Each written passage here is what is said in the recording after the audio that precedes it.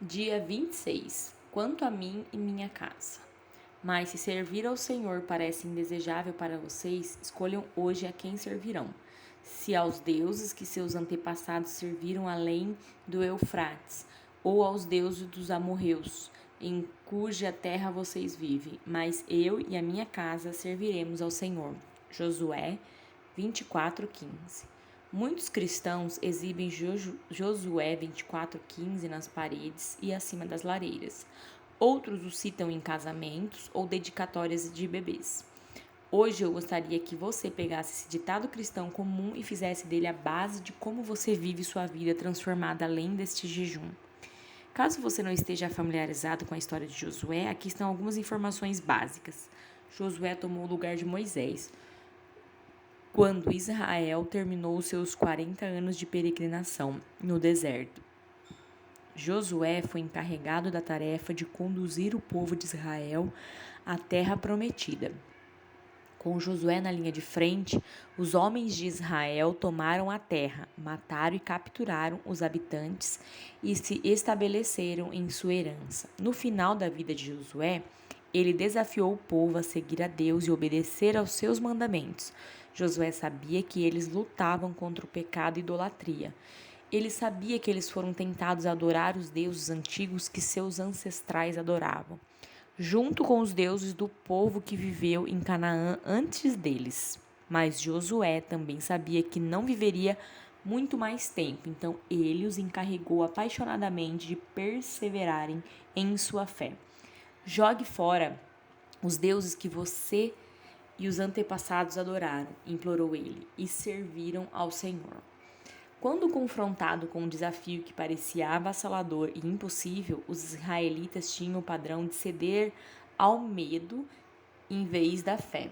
Eles alcançaram seu antigo deuses domésticos familiares em vez do invisível, poderoso e único Deus verdadeiro. É por isso que Josué transmitiu essa incumbência à geração seguinte. Escolhei para vós este dia a quem você servirá. E no próximo suspiro ele declarou: quanto a mim e minha casa, serviremos ao Senhor. Hoje quero te fazer a mesma pergunta, de pé no precipício, com vista para a sua vida além desse jejum. Escolha por si mesmo a quem você servirá. O único verdadeiro Deus ou os deuses que presidem a cultura atual, que lhe dizem para seguir o seu apetite. A quem você servirá? E não só isso, mas a quem servirá sua família? Esse não é apenas para mães e pais, avós e vovôs. É para aqueles de vocês que estão para sair de casa de seus pais e entrar em sua própria casa pela primeira vez. Para quem você dedicará a sua casa e se dedicará a sua vida. Cada um de nós começou esse jejum profundamente consciente do nosso vício em açúcar, da nossa fixação na comida, na esperança de que isso nos curasse.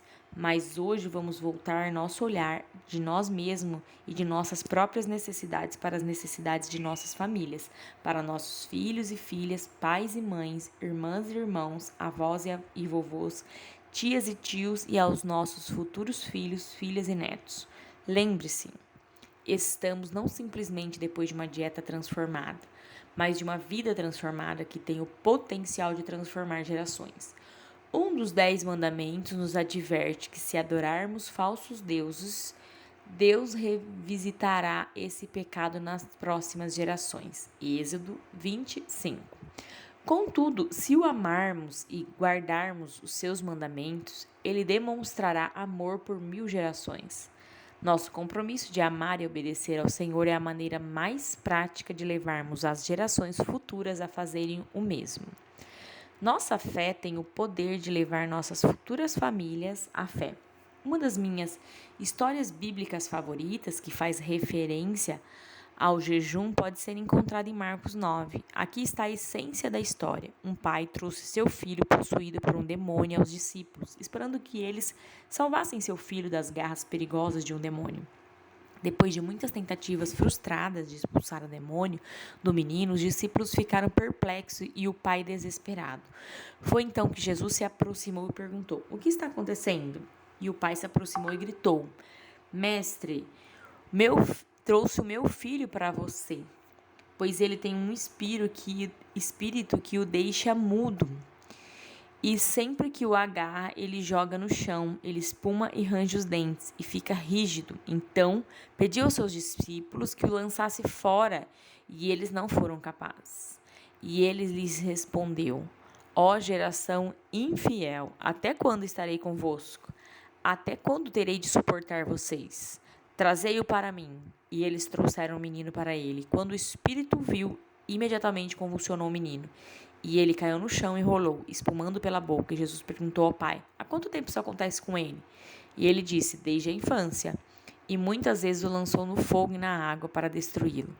Mas se você pode fazer qualquer coisa, tenha compaixão de nós e ajude-nos.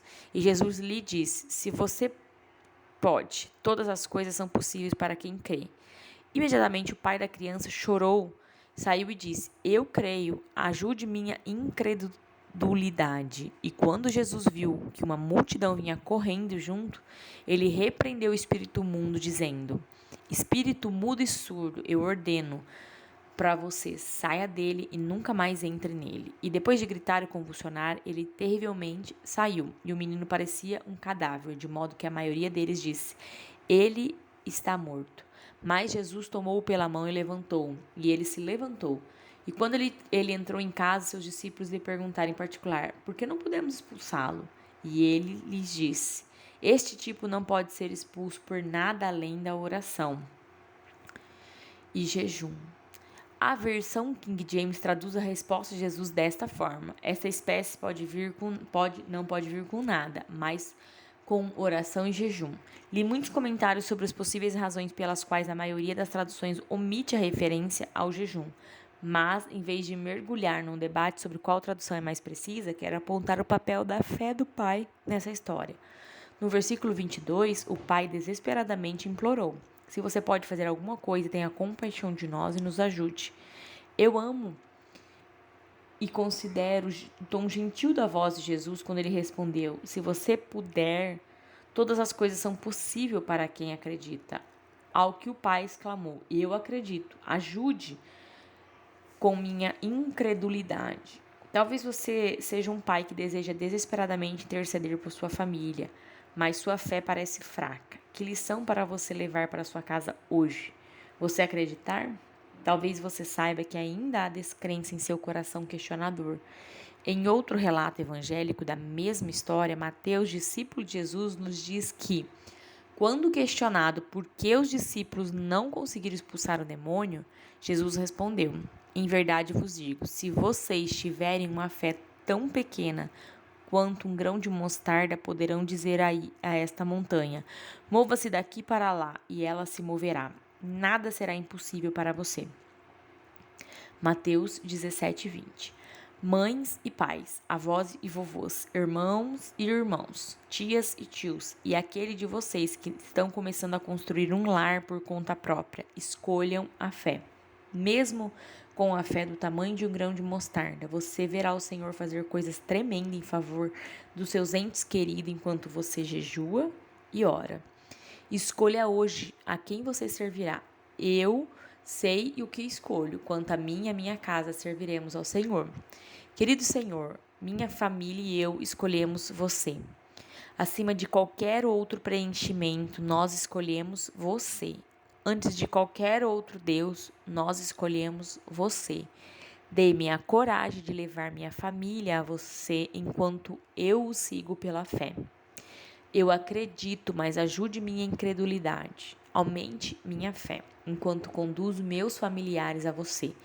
Que privilégio conhecê-lo e torná-lo conhecido pelos que estão em minha casa. Em nome de Jesus. Amém.